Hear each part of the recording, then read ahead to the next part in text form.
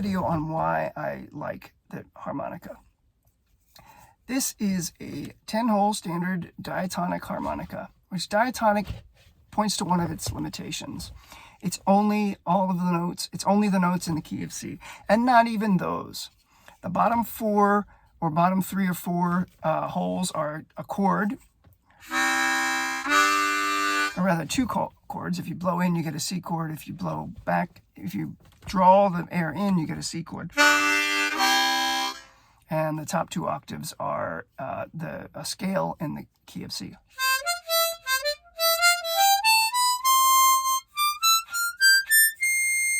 Just even missing that top B note. So from its design, it seems like it was intended to play, German Oompa songs.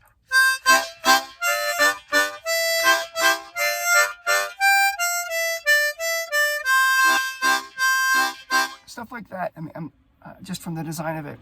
It has that chord at the bottom and then the scale at the top to play the tune. When this came to America, it was adapted for use by artists who didn't have a lot of money. It was affordable. And so that made it a democratic instrument. But they took those limitations of the harmonica and made something that's really distinctive. It's hard to imagine blues music without it. Even country music, folk music to a lesser extent. But it's really an important part of blues music, which is really important in the history of American music. When blues artists got this, they recognized the limitations of this. It's just... But they found that if they explored all of these 10 holes, they could come up with something more interesting. First of all, they went to the top.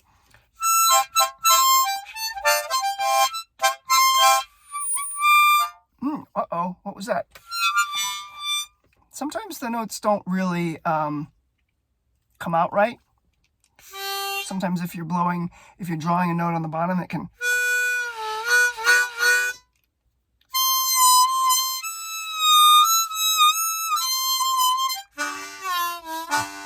So there's a defect in the design of the instrument, that if you change the shape of your mouth, the tune bends.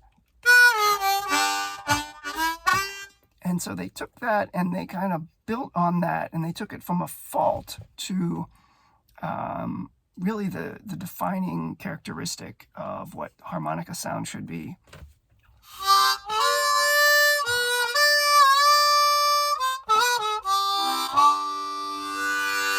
And that they played in a different key than the one it was designed for. So instead of the bass, the tonic being, they played it in the key of G.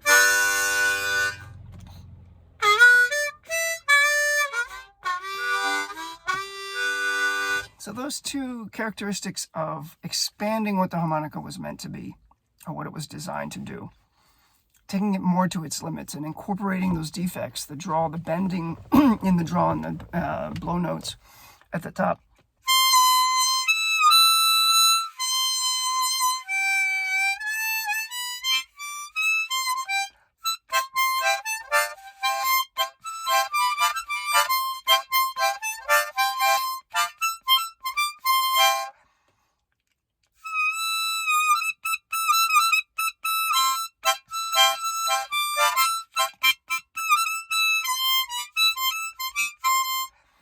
At the top, and then also in the bottom.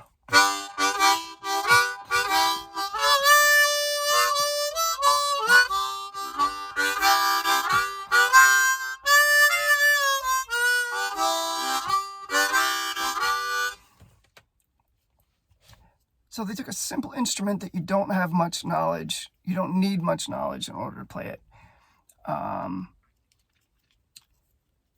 and took its defects and made it into a really important instrument in the history of American music.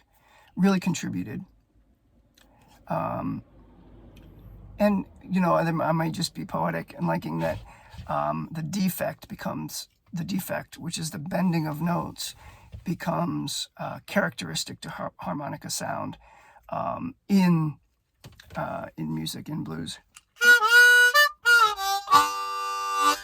And using it for what it wasn't intended for, being resourceful for this little inexpensive instrument.